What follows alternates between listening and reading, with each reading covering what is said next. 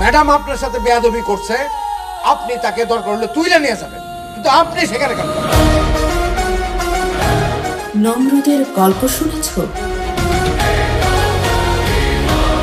নিজেকে মহা শক্তিশালী প্রভু দাবি করত, কিন্তু সামান্য একটা ল্যাংড়া মশা নমরুদের বিনাশ করেছিল। রক্তপিণ্ড জমাট বাঁধে, হিংস্রতা বায় মানুষ কাঁদে, স্কুলের ওই বারান্দা